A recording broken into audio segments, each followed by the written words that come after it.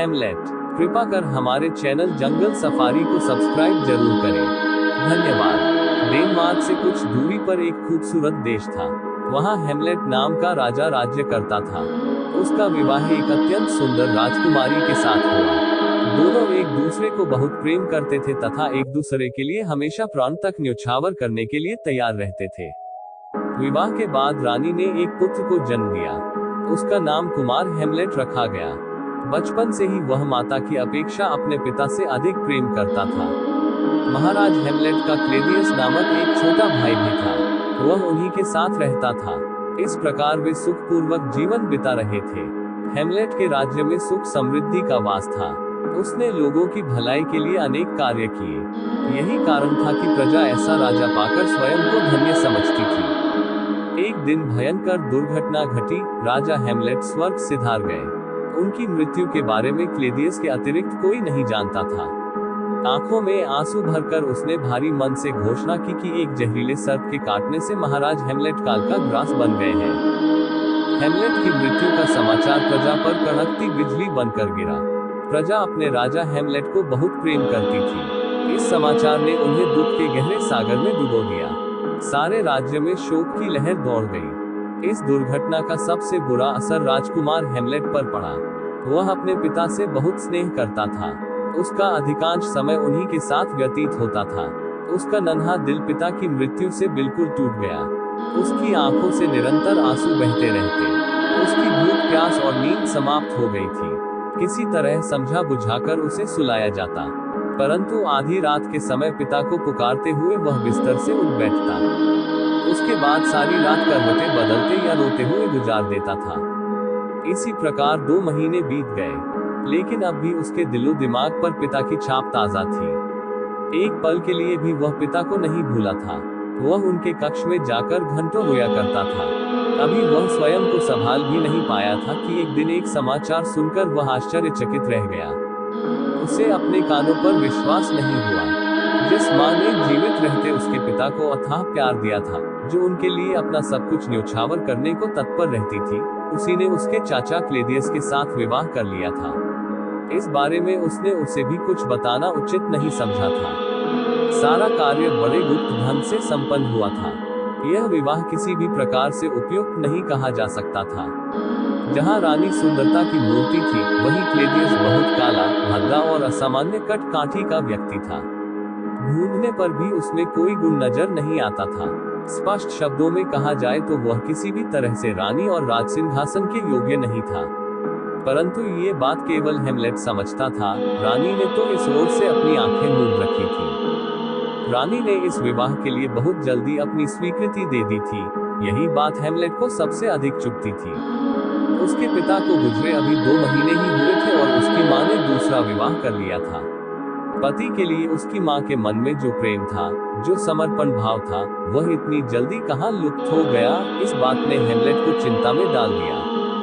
एक दिन हेमलेट अपने कक्ष में बैठा पिछले कुछ महीनों में घटित घटनाओं के बारे में सोच रहा था। तभी एकाएक उसके मस्तिष्क में एक विचार कौंधा, इस विवाह के पीछे कहीं कोई षड्यंत्र तो नहीं है। उसने पुनः सभी कड़ियों को जोड़ा और सिलसिलेवार सोचने लगा। सबसे पहले जहरीले सर्प के काटने पर मेरे पिता की मृत्यु हुई, परंतु इसके बारे में केवल क्लेडियस को पता था। फिर कुछ दिनों बाद उन्होंने और मेरी मां ने विवाह कर लिया। कहीं ऐसा तो नहीं कि मेरे पिता की मृत्यु के पीछे इन दोनों का हाथ हो। कहीं इन्होंने ही तो सर्प बनकर उन्हें नहीं डंस लिया। राज सिंहासन का लोभ अच्छे अच्छों को बुरा काम करने के लिए विवश कर देता है। अवश्य इन्होंने लोभ में आकर मेरे पिता को मरवा दिया और अब वे इस राज्य को हथिया लेना चाहते हैं। हेमलेट जितना सोचता उतना ही विचारों की गुत्थियों में उलझता जाता। अधिक सोचने के कारण दिन दिन उसका स्वास्थ्य गिरने लगा। शरीर सूख कर कांटे की तरह हो गया, चेहरा पीला पड़ गया, आंखें अंदर की ओर धंस गई। लोग उसकी हंसी सुनने को तरस गए। उसके स्थान पर अब वह अत्यंत गंभीर और खोया खोया सा दिखाई देता था। एक दिन वह महल के शाही बाग में टहल रहा था कि तभी एक पहरेदार आया और डरते डरते बोला, राजकुमार, कुछ दिनों से मैं महाराज को महल में देख रहा हूँ। अवश्य वह उनकी आत्मा है जो 3 दिन से दिखाई दे रही है। यद्यपि उन्होंने किसी को कुछ नहीं कहा, परंतु उनकी चाल ढाल से लगता है कि वे किसी को ढूंढ रहे हैं। ये बात हेमलेट के लिए किसी आश्चर्य से कम नहीं थी। उसके पिता की आत्मा अभी महल में उपस्थित है, ये जानकर जहां उसे प्रसन्नता हुई, वहीं वह सोचने पड़ गया। धीरे धीरे उसे विश्वास हो गया कि हो न हो, महाराज उसे ही ढूंढ रहे हैं। अवश्य वे उससे कुछ कहना चाहते हैं। अंततः राजकुमार ने पिता से मिलने का निश्चय कर लिया। उसी रात वह पहरेदारों के साथ उस स्थान पर जा बैठा जहां उसके पिता की आत्मा को भटकते हुए देखा गया था। उसने इस बारे में किसी को कुछ नहीं बताया। आधी रात का समय था, राजकुमार की आंखों से नींद कोसों दूर थी। तभी एक पहरेदार पास आकर धीरे से बोला, वह देखिए राजकुमार, चबूतरे पर महाराज की आत्मा। राजकुमार ने जल्दी से चबूतरे की ओर देखा। राजसी पोशाक पहने एक छाया धीरे धीरे चलती हुई उसकी ओर आ रही थी। चाल ढाल और वस्त्रों से राजकुमार पहचान गया कि यह उसके पिता ही हैं। उन्होंने वही पोशाक पहन रखी थी जो मृत्यु के समय उनके शरीर पर थी। चांद की रोशनी में वे उसे स्पष्ट नजर आ रहे थे। वह पिताजी कहकर तेजी से उनकी ओर लपका। पहरेदारों ने उसे रोकने की बहुत कोशिश की, लेकिन वह स्वयं को छुड़वाकर उस ओर बढ़ गया।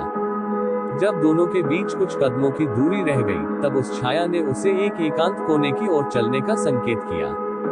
एक पल के लिए हेमलेट का चेहरा पसीने से भीग उठा। वह सोचने लगा, कहीं वह कोई और प्रेतात्मा तो नहीं जो उसके पिता के वेश में वहां घूम रही है। कहीं वह उसका अहित न कर दे। वह जहां का तहां रुक गया। तभी उसकी अंतरात्मा बोली, राजकुमार, व्यर्थ का संदेह मत करो। इनसे भयभीत होने की कोई आवश्यकता नहीं है। ये तुम्हारे पिता हैं।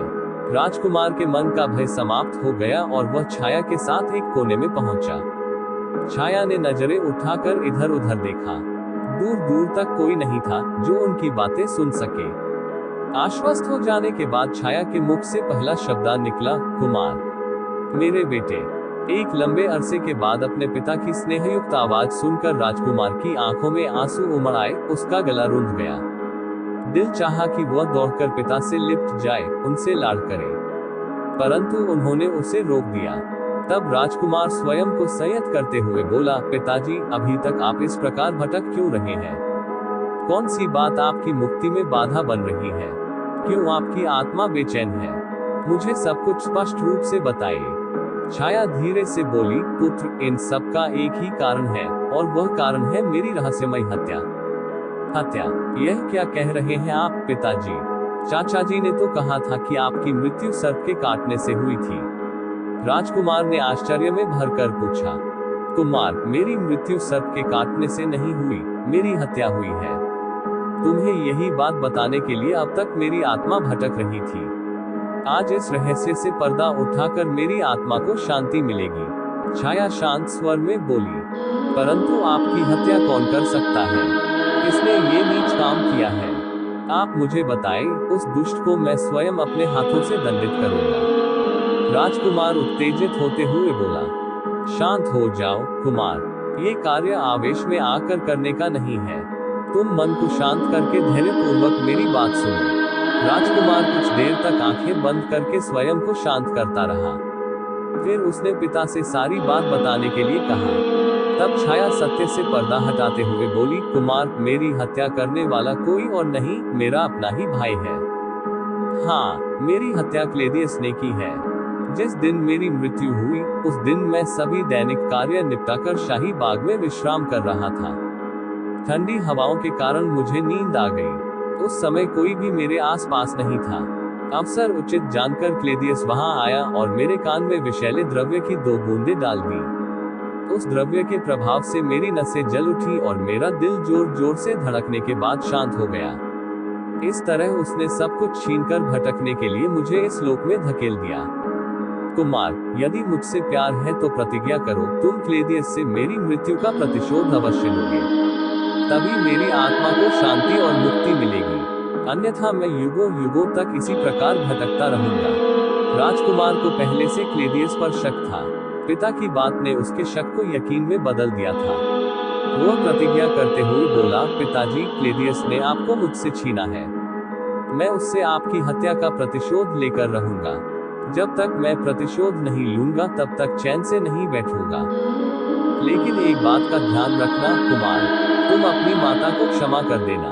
उसने जाने अनजाने जो पाप किया है उसका फल उसे स्वयं ईश्वर प्रदान करेंगे। इसके बाद छाया वहां से अदृश्य हो गई। हेमलेट ने बेचैन होकर पिता को पुकारा, परंतु कोई प्रत्युत्तर नहीं मिला। अंततः वह सिर झुकाए कक्ष में लौट आया।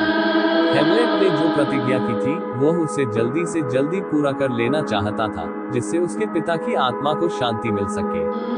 लेकिन ऐसे कार्य में जल्दबाजी उसकी असफलता का कारण भी बन सकती थी। इसलिए उसने योजनाबद्ध तरीके से इस कार्य को पूरा करने का निश्चय किया। हेमलेट अत्यंत सरल और सीधे स्वभाव का था। किसी की हत्या का षड्यंत्र रचना तो दूर, वह किसी को बुरा भला भी नहीं कह सकता था।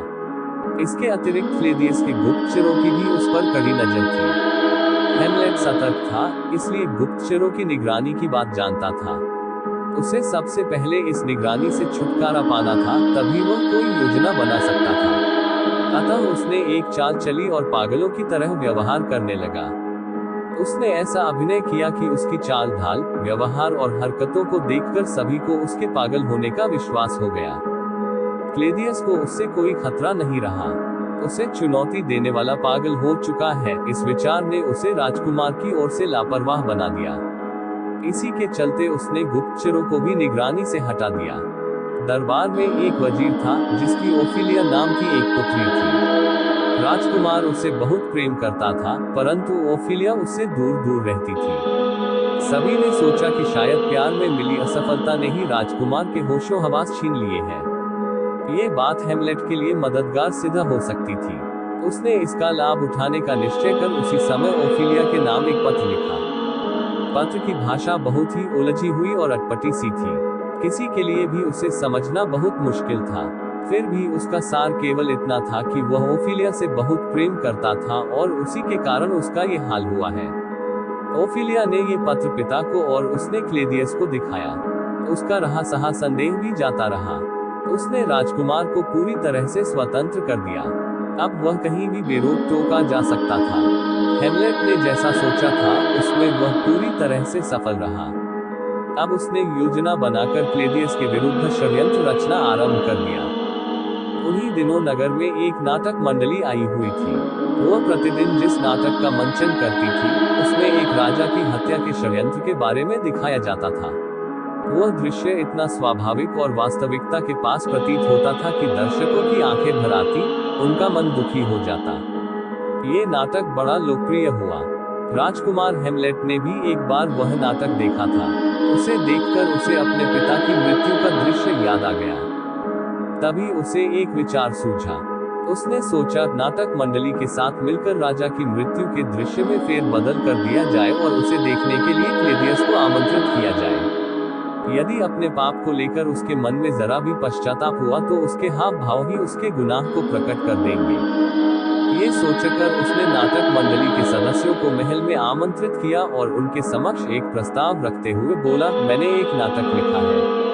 मेरी इच्छा है कि आपकी मंडली के अनुभवी कलाकार उसमें मंचन करें। इसके लिए आपको उचित पारिश्रमिक भी दिया जाएगा।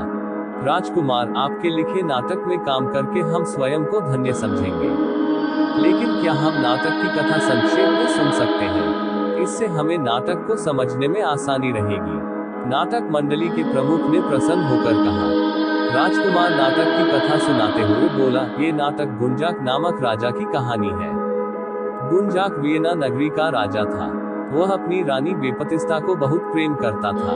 रानी भी उसे दिलोजान से चाहती थी। राजा का लूशियन नामक एक चचेरा भाई था। एक दिन गुंजान शाही बाग में सो रहा था। उस समय लूशियन ने उसके कान में विषैले द्रव्य की कुछ बूंदें डाल दी। इसके फलस्वरूप राजा की जान चली गई। फिर लूशियन ने बेपतिस्ता से विवाह कर लिया और उस नगरी का राजा बन बैठा। हेमलेट की यह कहानी क्लेदियस के पापकर्म पर आधारित थी। बस बदले थे तो केवल पात्रों के नाम। नाटक मंडली को कहानी अच्छी लगी और उन्होंने उसमें काम करना स्वीकार कर लिया। निश्चित समय पर नाटक का मंचन हुआ। उसे देखने के लिए क्लेदियस और रानी को विशेष रूप से आमंत्रित किया गया। नाटक के आरंभ में रानी बेपतिस्ता पति के सामने अपने प्यार की कस्में खा रही थी। ये दृश्य देखकर रानी के चेहरे का रंग उड़ गया। वह पसीने से तरबतर हो गई। अगले दृश्य में राजा को एक बाग में विश्राम करते दिखाया गया। दूसरी ओर से लूशियन विषैले द्रव्य की शीशी लेकर बाग में दाखिल हुआ। उसने सोते हुए राजा के कान में विष की कुछ बूंदें डाल दी। अब चौंकने की बारी क्लेडियस की थी। उसका दिल जोर जोर से धड़कने लगा। जिस पाप को वह छिपा हुआ रहस्य समझ रहा था, सामने मंच पर उसका खुले तौर पर मंचन हो रहा था। उसकी सांसें थमने लगी, दिल सीना फाड़कर बाहर आने के लिए बेताब हो उठा। वहां और अधिक देर तक बैठना उसके लिए असंभव हो गया। अतः तबीयत खराब होने का बहाना बनाकर वह रानी सहित वहां से चला गया। इस नाटक के मंचन के पीछे हेमलेट का जो उद्देश्य था वह पूरा हो चुका था। वह एक कोने में बैठा सब देख रहा था। उसके पास ही उसका एक विश्वसनीय मित्र बैठा था। दोनों ने क्लेडियस और रानी के चेहरों के उड़ते हुए रंग को देखा था। बार बार घबराकर एक दूसरे को देखना और माथे से पसीना पोंछना भी उनसे छिपा नहीं था। जब वे दोनों नाटक छोड़कर जा रहे थे, तब हेमलेट ने मित्र से कहा, मित्र, क्लेडियस की बेचैनी उसके अंदर के चोर को उजागर कर रही है। इसमें कोई शक नहीं रहा कि उसने ही मेरे पिता की हत्या की है। मैं तुम्हारी बात से पूरी तरह सहमत हूँ। यही तुम्हारे पिता का हत्यारा है। वह मित्र आवेश में भरकर बोला। शांत हो जाओ मित्र, दीवारों के भी कान होते हैं। ये स्थान इस प्रकार की बातों को करने का नहीं है। हम इस विषय में बाद में बात करेंगे। हेमलेट ने तेजी से मित्र को चुप करवा दिया। नाटक समाप्त हुआ और सभी उसकी प्रशंसा करते हुए वहां से चले गए। उसी रात रानी ने एक आवश्यक काम का बहाना करके हेमलेट को अपने कमरे में बुलाया।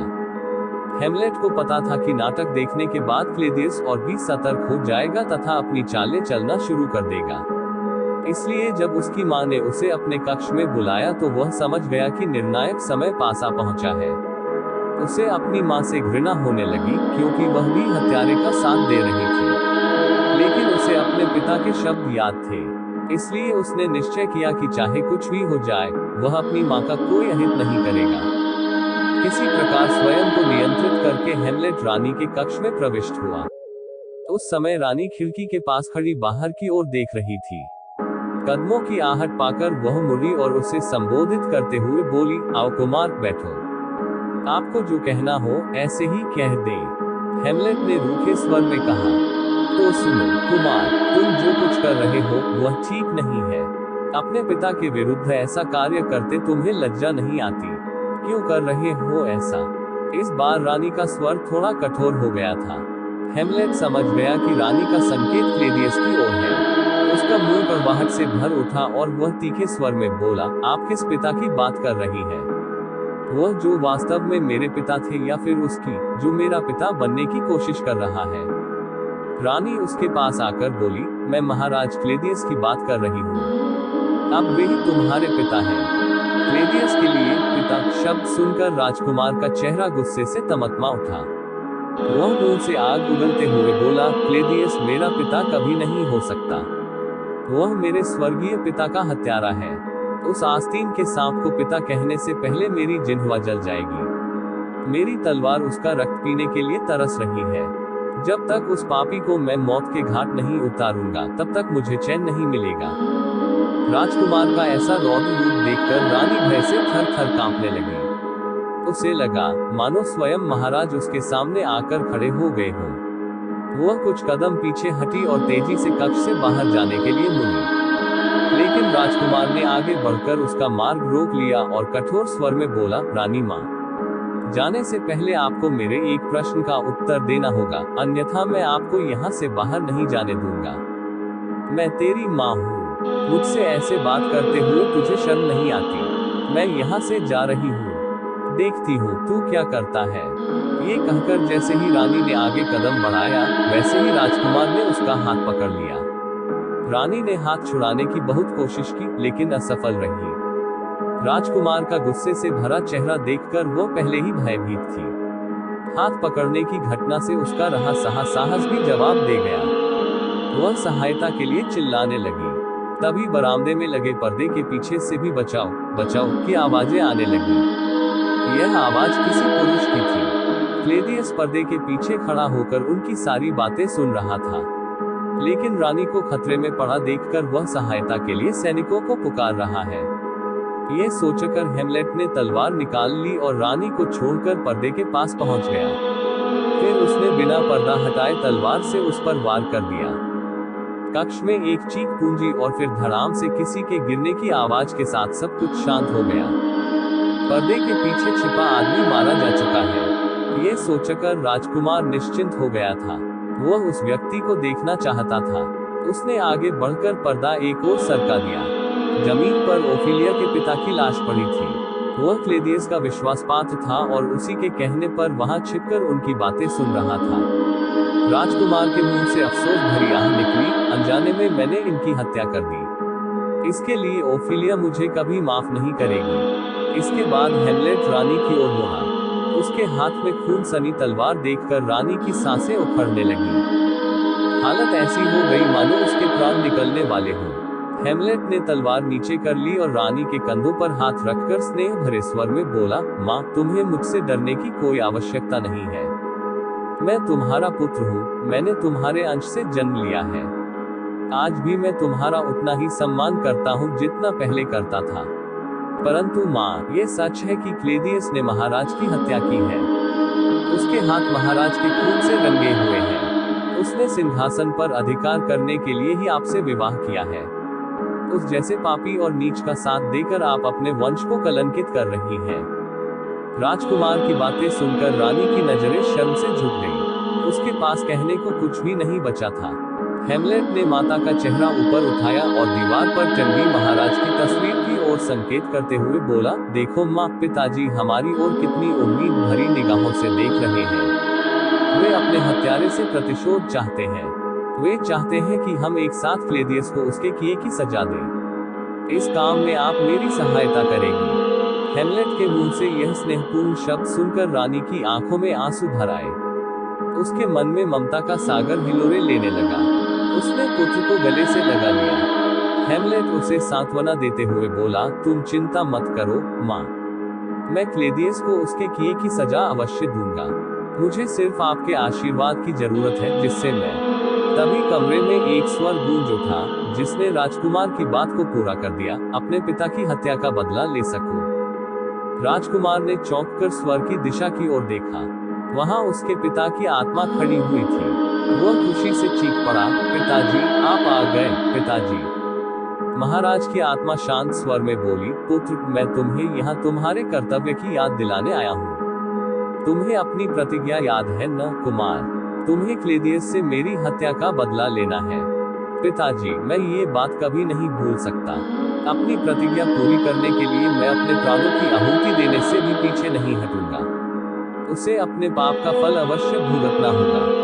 राजकुमार उत्तेजित होकर बोला, पुत्र, याद रखना, जब तक क्लेडियस जीवित है तब तक मेरी आत्मा को शांति नहीं मिलेगी। मैं इसी तरह यहाँ वहाँ भटकता रहूंगा।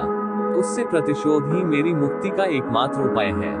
ये कहकर राजा की आत्मा अदृश्य हो गई। रानी आश्चर्यचकित होकर कभी राजकुमार को देख रही थी तो कभी उस स्थान की ओर जिस ओर राजकुमार मुंह करके बोल रहा था। न तो उसे वहां कोई दिखाई दिया, न ही उसने किसी की आवाज सुनी, परंतु उसे अपने चारों ओर सर्द सी एक लहर अवश्य महसूस हो रही थी। उसी के कारण वह थर-थर कांप रही थी। हेमलेट जानता था कि रानी महाराज की आत्मा की उपस्थिति से पूरी तरह अनजान है, इसलिए उसने भी इस विषय में उसे कुछ नहीं बताया। वह केवल इतना ही बोला, माँ, आप क्लेडियस से सावधान रहना। जो पापी एक हत्या कर सकता है, उसे दूसरी हत्या करने से कोई डर नहीं लगेगा। अगर उसे पता चल गया कि आप मेरा साथ दे रही हैं तो वह आपको भी जीवित नहीं छोड़ेगा। इसलिए जो कुछ भी करना, सोच समझकर करना। ये कहकर वह कक्ष से बाहर चला गया। उधर क्लेडियस को गुप्तचरों द्वारा माता पुत्र के इस मिलन की खबर मिल गई थी। उसने निश्चय कर लिया कि वह कल ही राजकुमार को विदेश भेज देगा।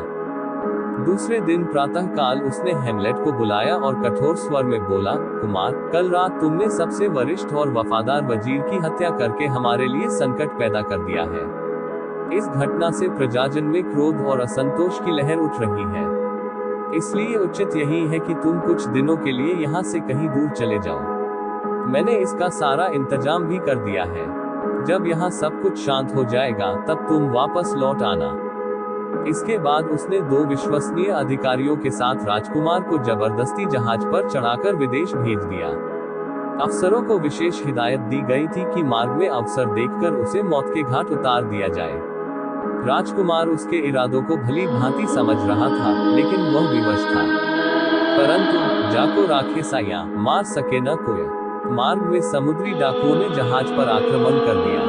दोनों पक्षों में भयंकर युद्ध हुआ, जिसमें दोनों अधिकारी मारे गए।